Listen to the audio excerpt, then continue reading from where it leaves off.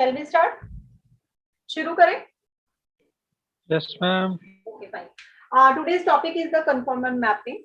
आप conformal mapping क्या होता है ये हम कॉम्प्लेक्स के लिए बात करते हैं. conformal mapping, यहाँ मैपिंग की बात हो रही है. मैपिंग इज द फंक्शन, ठीक है ना.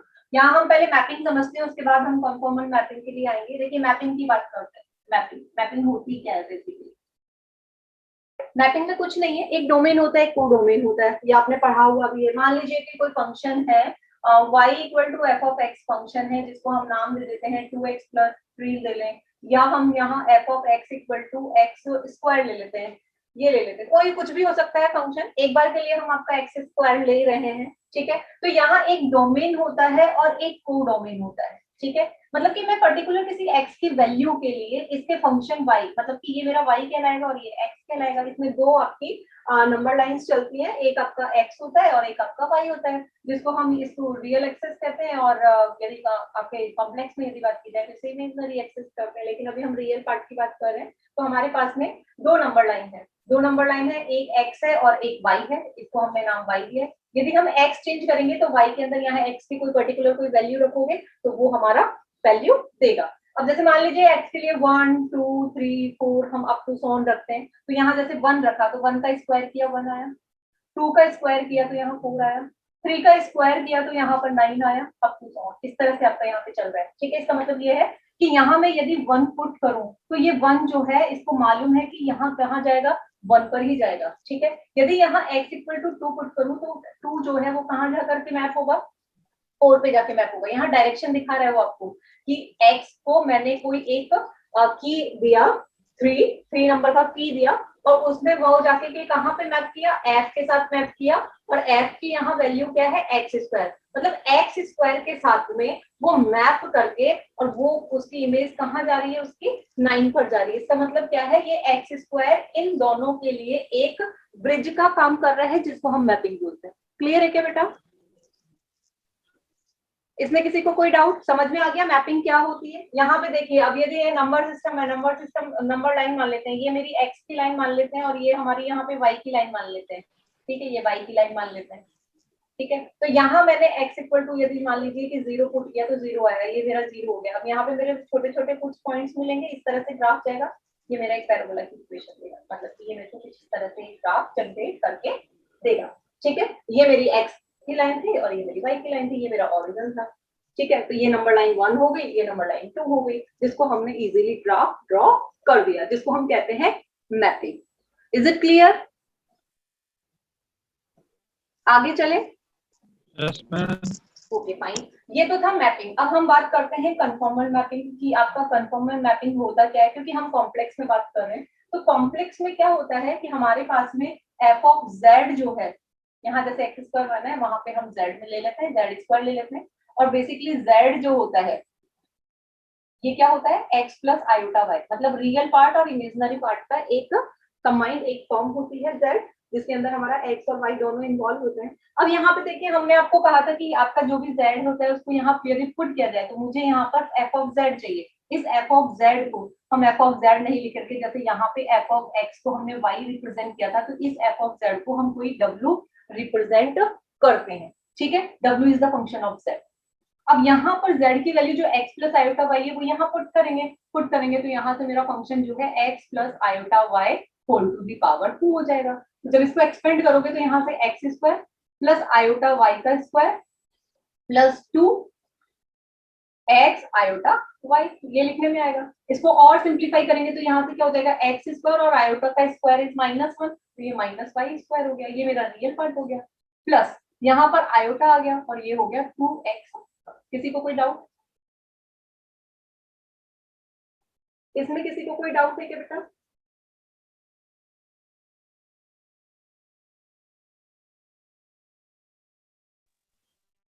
No, ma'am. No, ma'am. ठीक है फाइन. यहाँ पर हमारा f ऑफ z जो होता है वो फंक्शन कहलाता है ux, y plus iota vx, y.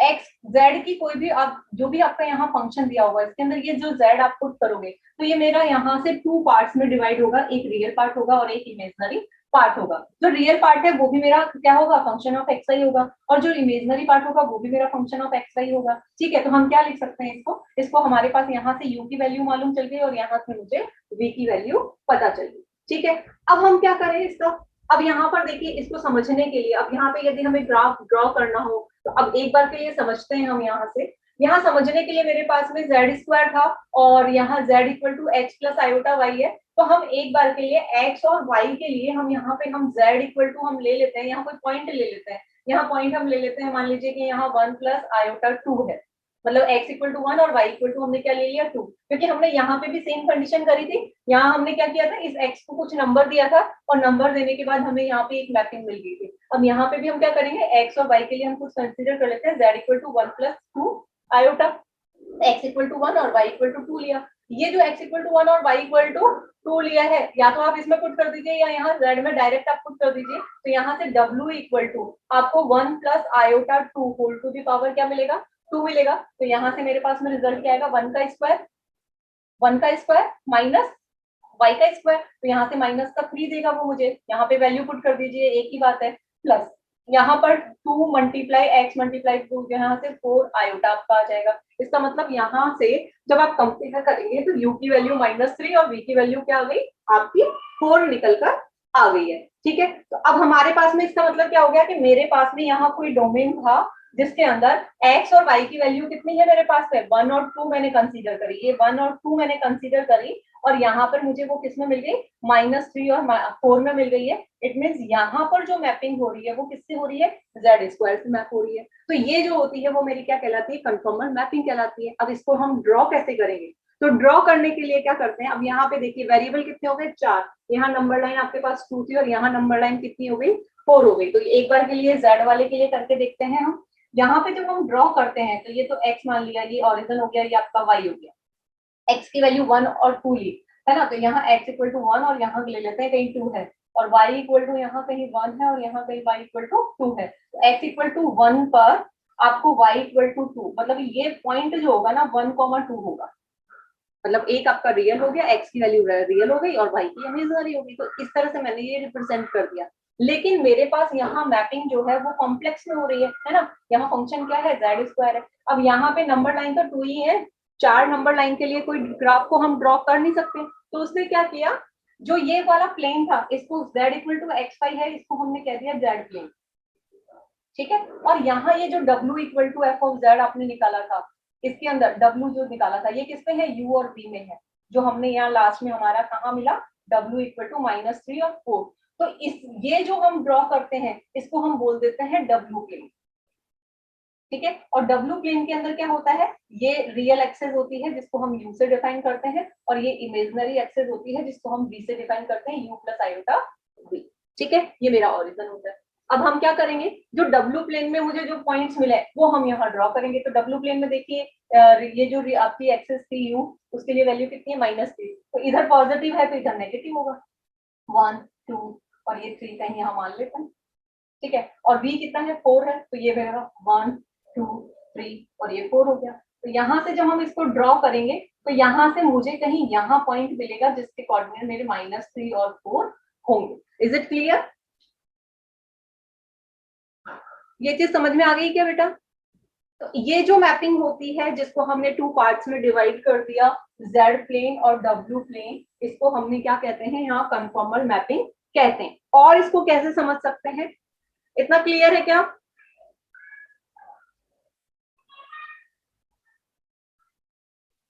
Yes ma'am. ठीक है, इसका स्क्रीनशॉट ले लो, इसको हम एक बार के लिए रफ करेंगे। ले लिया? Yes ma'am. ओके फाइन, इसको हम यहाँ से रफ करते हैं।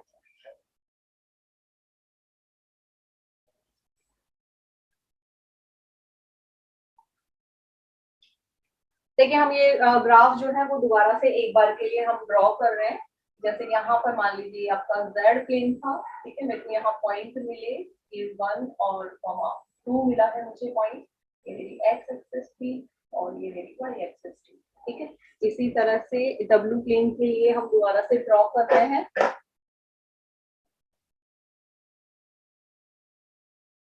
ये मेरा z प्लेन है, और डब्ल्यू प्लेन के लिए हमारे पास में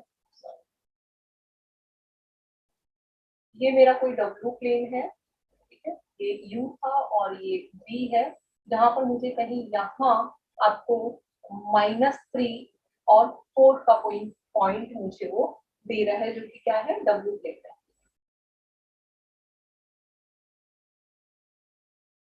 किसी को कोई डाउट उसमें? ये हमने वापस से सेम चीज ड्रॉ करी। अच्छा, जब हमारे पास में, जब हम कन्फॉर्मल मैपिंग की बात करते हैं कि कैसे हमारे पास में ये कन्फॉर्मल मैपिंग होगी, कैसे पता चलेगा कि इनकी डायरेक्शन सेम है या रोटेशन सेम है या नहीं है, वो कन्फॉर्मल मैपिंग है या, क्योंकि कोई भी मैपिंग कन्फॉर्मल मैपिंग भी हो सकती है और नहीं भी हो सकती है, ठीक है। तो कब होगी वो देखिए, जब हमारे पास में मान लीजिए कि इस पॉइंट पे, मैं मान लीजिए कि मेरे पास में कोई कर्व हमारा ड्रॉ हुआ C1, हमारा कोई कर्व हमारा क्या हुआ, ड्रॉ हुआ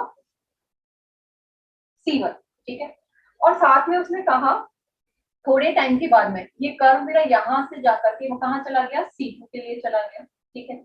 यहाँ ये मतलब ये आपका इस तरह से रोटेट हुआ और ये एंगल हमारा बना, इनके बीच में एंगल थीटा, ठीक है। ये पॉइंट मेरे 1 तो 1 2 थे।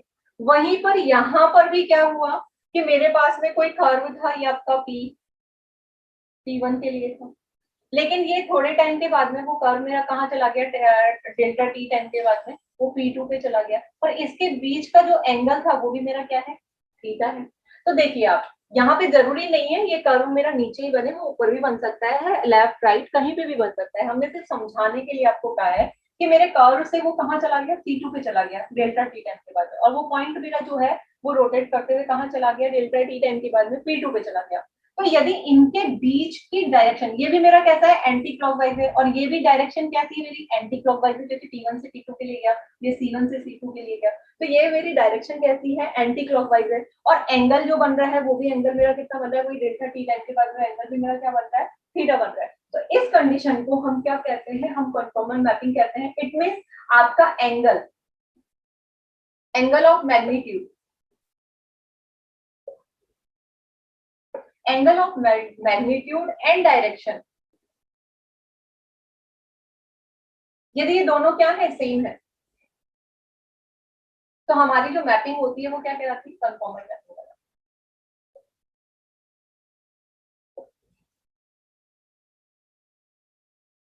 क्या कहलाती है, कन्फॉर्मल मैपिंग कहलाती है। वहीं पर यदि हमारे पास में, यदि एंगल ऑफ मैग्नीट्यूड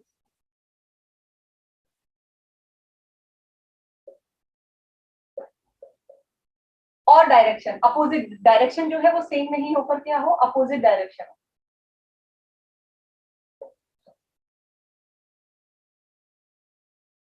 तो ये जो हमारी मैपिंग कहलाती है वो कन्फॉर्मल मैपिंग नहीं कहलाती, ये आइसोगोनल मैपिंग कहलाती है।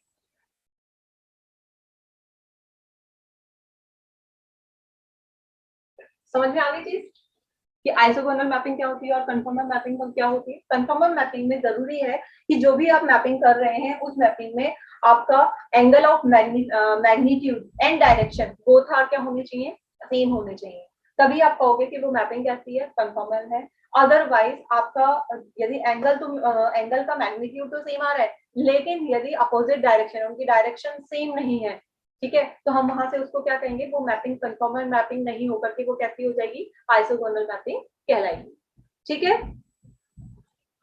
क्लियर है क्या बेटा?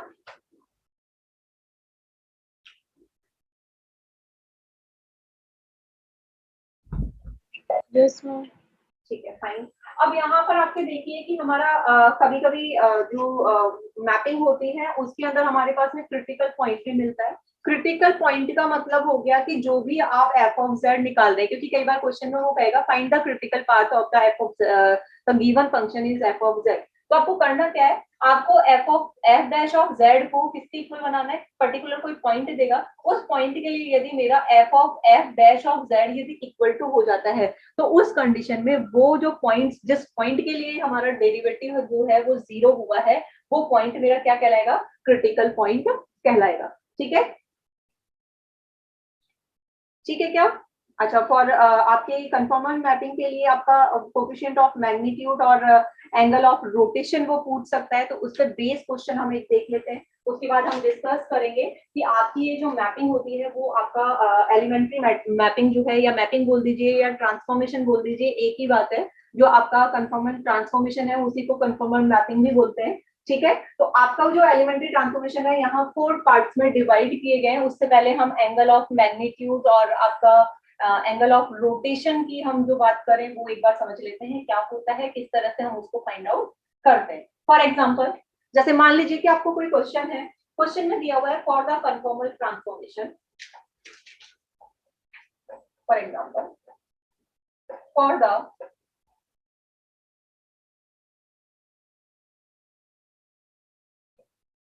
ट्रांसफॉर्मेशन बोल दीजिए या मैपिंग बोल दीजिए, एक ही बात है, कन्फॉर्मल मैपिंग और transformation. W equal to Z square, आपको यहाँ दिया हुआ है W equal to Z square. Show that, उसमें क्या कहा है, show that the coefficient of magnitude, यहाँ फर्स्ट आपका क्वेश्चन दिया उसने, show that the coefficient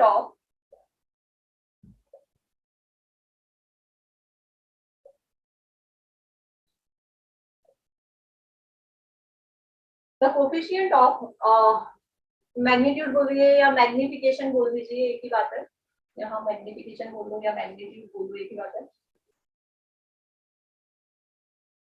coefficient of magnification eight, आपको पॉइंट देगा वो, z इक्वल टू मान लीजिए यहाँ दिया हुआ है 1 प्लस आयोटा इज 2√2, ये हमें प्रूफ करना है। ठीक है, और सेकंड कंडीशन उसने क्या पूछी है, उसने पूछा है the angle of rotation, the angle of rotation at z equal to 1 plus iota, same point रखा है। ठीक है, इज जो एंगल है वो कितना है, वो एंगल आपका है यहाँ पर पाई अपॉन 4। ठीक है, ये हमें प्रूफ करना है। तो देखिए यहाँ पे निकालने का तरीका क्या होता है, निकालने के लिए करते क्या है, यहाँ पे सॉल्यूशन में देखते हैं गिवन दैट, गिवन क्या है, आपको f ऑफ z गिवन है, जो कि हमारा z स्क्वायर है जिसको हम w बोलते हैं। ठीक है, z स्क्वायर गिवन है, मुझे मैग्निफिकेशन निकालना है। तो अभी हमने आपसे बात करी थी कि हम क्या करते हैं, इसका ऑर्डिनरी पॉइंट, क्रिटिकल पॉइंट निकाल कर देखते हैं कि उस पॉइंट के लिए वो कंडीशन क्या दे रहा है। ठीक है, तो जो मैग्निफिकेशन निकाला जाता है वो भी उसका रोटेशन भी निकालना है, तो रोटेशन निकालने के लिए भी उसका डेरिवेटिव की जरूरत पड़ेगी, क्योंकि हमें उसका स्लोप निकालना पड़ेगा रोटेशन के लिए भी। तो यहाँ से हम इसका डेरिवेटिव निकालते हैं, वन टाइम इसे डिफरेंशिएट करोगे तो यहाँ से एफ डैश ऑफ जेड जो है वो आपका कितना निकल कर आएगा, 2z निकल कर आएगा। ठीक है, किसी को कोई डाउट इसमें, यहाँ में किसी को कोई डाउट, जो भी फंक्शन दिया हुआ है उसे मतलब क्या करना है, वन टाइम डेरिवेटिव निकालना है। डेरिवेटिव निकालने के बाद जिस पॉइंट के लिए आपको कोफिशिएंट ऑफ मैग्निफिकेशन और आपको एंगल निकालना है, वो पॉइंट हम इसमें क्या करेंगे, पुट करेंगे। तो जैसे ही आप यहाँ पुट करोगे तो एफ डैश ऑफ किस पॉइंट के लिए निकालना था, 1 पॉइंट आयोटा, यहाँ भी सेम है 1 पॉइंट आयोटा, यदि चेंज होता है तो चेंज करना है। तो यहाँ 1 प्लस आयोटा यदि आप पुट करते हो z इक्वल टू, तो यहाँ से 2 मल्टीप्लाई 1 प्लस आयोटा हो जाएगा, 2 को अंदर मल्टीप्लाई करोगे तो 2 प्लस 2 आयोटा हो जाएगा। किसी को कोई डाउट, किसी को कोई doubt, therefore the coefficient of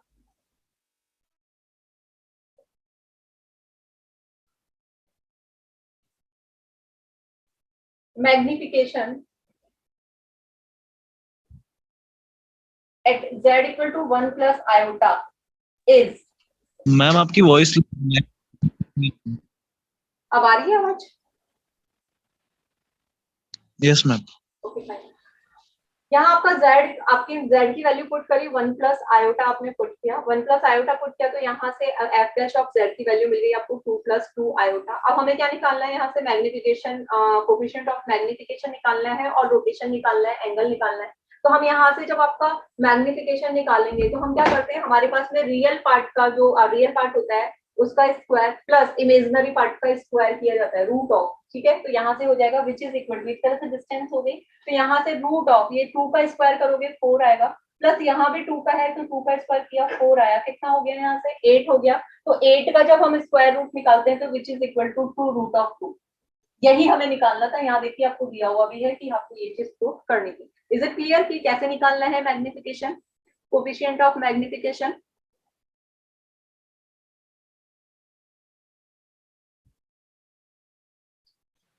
yes ma'am. ठीक है फाइन, मैम तो एक बार आप ब्रीफ में बता दीजिए।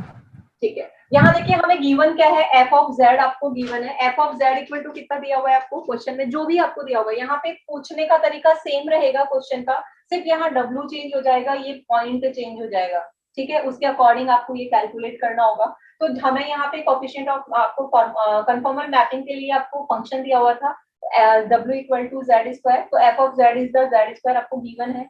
जब भी आप मैग्निफिकेशन निकालते हैं या एंगल रोटेशन ऑफ एंगल निकालते हैं तो मुझे डेरिवेटिव की जरूरत पड़ती है, तो हम यहाँ से क्या करेंगे, उसका डेरिवेटिव निकालेंगे, एफ डैश ऑफ जेड निकालोगे, वन टाइम इसे डिफरेंशिएट करोगे विद रेस्पेक्ट टू जेड, तो f dash of Z equal to कितना आ जाएगा, यहाँ से 2z आ जाएगा।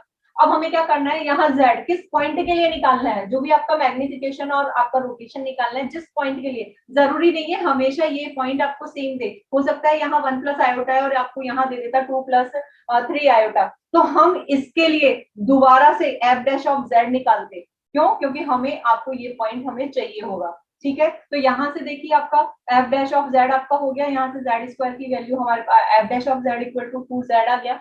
z के लिए यहाँ पे पॉइंट दिया हुआ है z equal to 1 plus iota, आपको यहाँ रिप्लेस करना है, रिप्लेस करने से मुझे यहाँ पे एक रियल पार्ट मिल जाएगा और एक इमेजिनरी पार्ट मिल जाएगा। तो the coefficient of magnification at point z equal to 1 plus iota जो आपको निकालना है, विच इज इक्वल टू कितना हो जाएगा, रूट ऑफ जो रियल पार्ट है उसका स्क्वायर प्लस इमेजिनरी पार्ट है उसका स्क्वायर, तो 2 का स्क्वायर 4 और इसका भी स्क्वायर करोगे तो 4 आएगा, तो 4 प्लस 4 कितना हो गया, 8 हो गया, 8 का रूट स्क्वायर रूट निकालोगे तो वहां से वैल्यू आएगी 2 रूट ऑफ 2, यही हमें निकालना था, ये देखिए ये रहा, हेंस 2। ये तो हमारी बात हुई। मैम ये 2 कहाँ से आया, ये वाला टू जो एफ डैश, नो मैम यहाँ ये वाला 2 वो उससे यस मैम बेटा ये जेड स्क्वायर है ना, इसका डेरिवेटिव निकालोगे तो कितना आएगा, पावर आगे आ जाएगी और पावर एक कम हो यस जाएगी, मैम वो 2 ये ओके जेड मैम। स्क्वायर है, तो ये वैल्यू यहाँ रखेंगे ना, ये जेड स्क्वायर था, इसका डेरिवेटिव निकाला, एफ डैश ऑफ जेड निकाला, तो मेरे पास में पावर का करोगे तो 2 आगे आ जाएगा, जेड की पावर 1 रह जाएगी, यस मैम ये हो गया। अब मुझे यस यहाँ z की वैल्यू रखनी है, कौन सी वाली, जो यहाँ क्वेश्चन में दी हुई है, तो z equal to okay 1 ma'am point iota के लिए मुझे उसका मैग्निफिकेशन और एंगल ऑफ रोटेशन निकालना था, तो यहाँ z के लिए वैल्यू पुट करोगे जो दिया हुआ है, तो यहाँ 1 प्लस आयोटा मैंने पुट किया, ओके तो यहाँ से ये 2 जब इन दोनों के साथ जाएगा तो यहाँ ये 2 प्लस 2 आयोटा आ जाएगा, ओके मैम ठीक है। अब यहाँ से मैग्निफिकेशन निकल ओके गया, मैम अब यहाँ से मुझे क्या निकालना है, एंगल ऑफ रोटेशन निकालना है,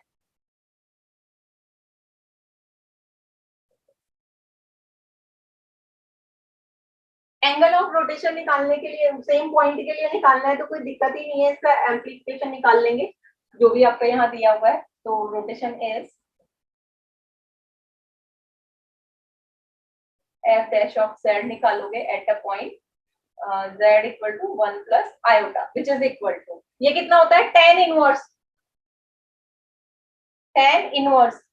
यहाँ पर रियल आपका आ जाएगा imaginary part divided by real part, imaginary part divided y upon x होता है ना, अरे y अपॉन x होता है ना, tan inverse y upon x, angle जब निकालते हो तो यस मैम है ना, y अपॉन x होता है, तो यहाँ y किसको रिप्रेजेंट कर रहा है, इसे प्रेजेंट कर रहा है, और ये किसको रिप्रेजेंट कर रहा है, x को रिप्रेजेंट कर रहा है, तो यहाँ से ये 2 अपॉन 2 हो जाएगा, ठीक है, तो tan इनवर्स 1 हो जाएगा, और tan इनवर्स 1 की वैल्यू क्या होती है, पाई बाई 4 पर होती है, तो आपका रोटेशन जो है वहां कहाँ आ जाएगा, पाई अपॉन 4 के लिए आ जाएगा, यही आपको प्रूव करना। किसी को कोई डाउट? नो मैम ठीक है फाइन, इसमें किसी को कोई डाउट हो तो पूछ सकता है, आगे हम डिस्कस करते हैं आपके सम एलिमेंट्री ट्रांसफॉर्मेशन, शुरू करें।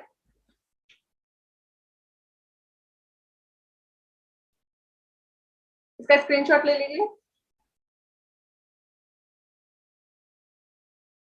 चलो शुरू करते हैं।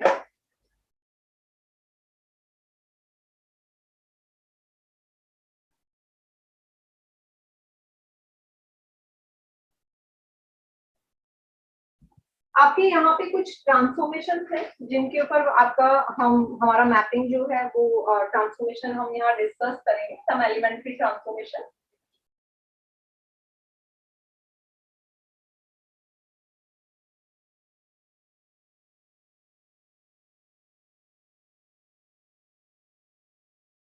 एलिमेंट्री ट्रांसफॉर्मेशन क्या क्या है? देखिए आपके पास यहाँ 4 टाइप के दे रखे हैं. First one is the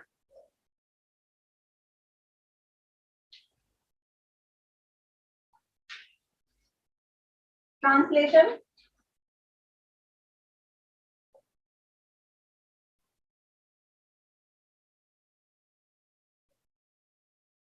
Transformation. Second one is the rotation. Third one is the magnification.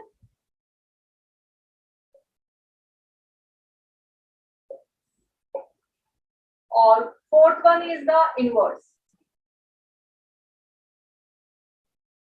Inversion transformation है ये 4 टाइप के ट्रांसफॉर्मेशन होते हैं. कुछ में आपका रोटेशन होता है, कुछ में ट्रांसलेशन होता है, कुछ में मैग्निफिकेशन होता है, कुछ में इन्वर्सेशन होता है. हम इनका डिफरेंस भी आपको एक बार के लिए हम 1 बाय 1 डिस्कस कर लेते हैं, फिर चारों के डायग्राम बना के हम आपको बताएंगे कि दोनों का फर्क क्या है. जैसे नाम से डिफाइन होता है कि आपका ट्रांसलेशन है, तो ट्रांसलेशन का मतलब ये है कि आपके यहाँ पे तीनों में ही तीनों आपके 4 जो आपके पास 4 टाइप के जो आपके ट्रांसफॉर्मेशन है, इनमें हम एक हमारा जेड प्लेन में बनेगा और एक हमारा डब्ल्यू प्लेन में, जो कि हमने अभी कंफॉर्मल मैपिंग पढ़ी, ट्रांसफॉर्मेशन पढ़ा. तो यहाँ पे भी आपके 2 डायग्राम्स बनेंगे सबके लिए. ट्रांसलेशन में होता क्या है? बेसिकली कुछ नहीं होता है, हम रफली एक आइडिया दे देते हैं आपको, उसके बाद हम 1 बाय 1 करके डिस्कस करेंगे. ट्रांसलेशन में जब हमारे पास में जेड और डब्ल्यू प्लेन में जब हमारे पास में ग्राफ जनरेट होते हैं, तो इसके अंदर जैसे मान लीजिए कि आपके पास में एक्स वाई प्लेन जो था आपका, मतलब जेड प्लेन जो था, उसके अंदर यदि आपका कहीं यहाँ पर आपका कोई एक ग्राफ ड्रॉ हुआ है, तो वो क्या करता है कि जब उसका डब्ल्यू प्लेन में जब आपका वो कन्वर्ट होता है, तो वो कहीं पर भी बन सकता है. जरूरी नहीं है इसी जगह आपका ये रेक्टेंगल ही दे, हो सकता है वो सर्किल ले ले, हो सकता है वो आपका पर्टिकुलर किसी रेक्टेंगल में कन्वर्ट हो जाए, किसी लाइन में कन्वर्ट हो जाए. तो ये जो ट्रांसफॉर्मेशन होता है, वो ट्रांसफॉर्मेशन मेरा कैसा कहलाता है? वो ट्रांसफॉर्मेशन मेरा ट्रांसलेशन ट्रांसफॉर्मेशन कहलाता है. Is it clear? समझ में आई चीज कि आपका कोई एक हम मान लेते हैं कि यहाँ पे मैंने कोई एक ग्राफ ड्रॉ किया इसके लिए, किसमें? जेड प्लेन में. ठीक है, तो आपका ये जब डब्ल्यू प्लेन में जब कन्वर्ट होगा, डब्ल्यू प्लेन में कन्वर्ट होगा, तो जरूरी नहीं है वो इसी जगह सेम चीज आपको दे. वो हो सकता है वो यहाँ पर भी कुछ दे दे, वो आपको यहाँ दे दे, या हो सकता है वो यहाँ कहीं कुछ दे दे. ठीक है, तो ग्राफ आपका वो कन्वर्ट होगा, ट्रांसफर होगा जेड प्लेन से डब्ल्यू प्लेन में, तो वो आपका ग्राफ भी ट्रांसफर होगा. और जरूरी नहीं है यहाँ यदि रेक्टेंगल दिया हुआ है तो यहाँ भी रेक्टेंगल बने, वो आपका कोई सर्किल भी बन सकता है, कोई स्ट्रेट लाइन भी बन सकता है, कोई आपका स्क्वायर भी बन सकता है. ठीक है, इज इट क्लियर? दोनों में डिफरेंस समझ में आ गया? इसमें ट्रांसलेशन में क्या होगा अभी हम एक एग्जांपल लेके और समझाएंगे. सेम कंडीशन यहाँ रोटेशन ट्रांसफॉर्मेशन में है. रोटेशन ट्रांसफॉर्मेशन का मतलब ये हो गया कि आपने मान लीजिए कि आपने कोई ग्राफ ड्रॉ किया, किसमें? जेड प्लेन में. जेड प्लेन में आप कोई ग्राफ ड्रॉ कर रहे हैं, मान लीजिए ये यहाँ है. ठीक है, लेकिन जब इसे आप डब्ल्यू प्लेन में आप जब इसे ड्रॉ करेंगे, तो वही ग्राफ जो है वो मेरा क्या होगा? एक एंगल थीटा एंगल पे वो मेरा क्या होगा?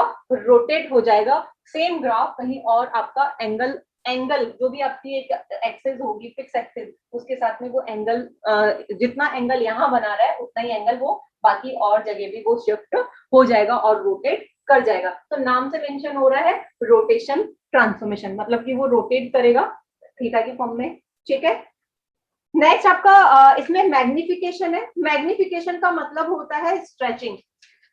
मैग्निफिकेशन का मतलब क्या होता है? स्ट्रेचिंग. स्ट्रेचिंग का मतलब ये हो गया कि जैसे कि हमने यहाँ पर इस ट्रांसफॉर्मेशन को जेड प्लेन और डब्ल्यू प्लेन में जब हम ड्रॉ करते हैं, तो मान लीजिए इसका डेटा कुछ यदि इस तरह से आ रहा है, ये जेड प्लेन में, तो ये डब्ल्यू प्लेन के अंदर ये आपका डेटा जो है वो थोड़ा लार्ज बढ़ जाएगा, या हो सकता है और स्ट्रेच हो जाए. यदि यहाँ पर यदि बड़ा बन रहा है तो यहाँ का छोटा हो जाए, यहाँ छोटा है तो यहाँ बड़ा हो जाए, मतलब कि वो स्ट्रेच हो जाए, जैसे रबड़ आपका स्ट्रेच हो जाता है खींचने से.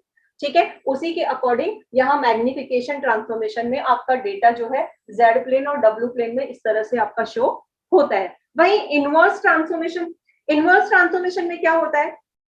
इनवर्स ट्रांसफॉर्मेशन में कुछ नहीं, बस आपका जो भी डेटा होगा वो यदि आपका जितना आपका जेड प्लेन में, जैसे मान लीजिए कि इन्वर्सेशन में